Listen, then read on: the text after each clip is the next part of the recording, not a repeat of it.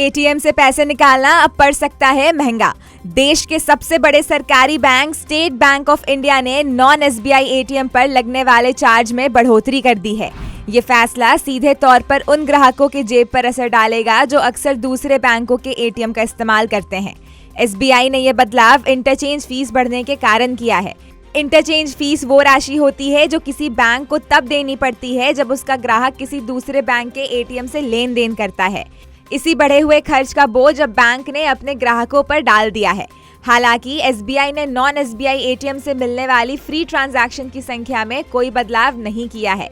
Saving account धारकों को हर महीने पहले की तरह 5 फ्री ट्रांजैक्शन मिलते रहेंगे, लेकिन जैसे ही ये फ्री ट्रांजैक्शन की लिमिट पूरी हो जाएगी, उसके बाद हर कैश विड्रॉल पर अब ग्राहकों को 23 रुपए प्लस जीएसटी का भुगतान करना होगा। पहले यही चार्ज 21 रुपए प्लस जीएसटी था।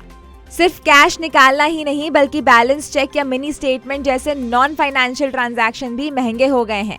अब इन सेवाओं के लिए 11 रुपए प्लस जीएसटी देना होगा, जबकि पहले ये चार्ज 10 रुपए प्लस जीएसटी था। भले ही ये बढ़ोतरी मामूली लग रही हो, लेकिन जो ग्राहक बार बार एटीएम का इस्तेमाल करते हैं उनके लिए ये खर्च धीरे धीरे बढ़ सकती है। एसबीआई के सैलरी पैकेज अकाउंट धारकों के लिए ये बदलाव ज्यादा चौंकाने वाला है। पहले सैलरी अकाउंट रखने वाले ग्राहकों को नॉन एसबीआई एटीएम पर अनलिमिटेड फ्री ट्रांजैक्शन की सुविधा मिलती थी, लेकिन अब ये सुविधा खत्म कर दी गई है।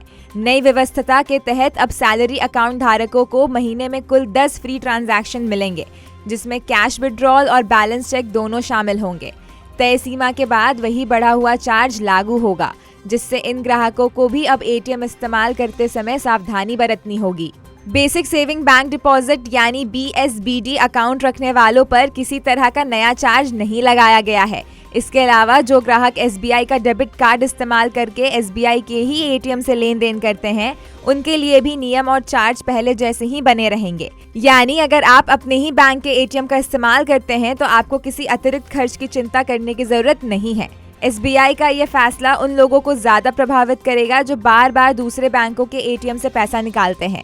ऐसे में ग्राहकों के लिए बेहतर होगा कि वे अपने बैंक के एटीएम का ज्यादा से ज्यादा इस्तेमाल करें और फ्री ट्रांजैक्शन की सीमा को ध्यान में रखकर ही एटीएम सेवाओं का उपयोग करें, ताकि अतिरिक्त चार्ज से बचा जा सके।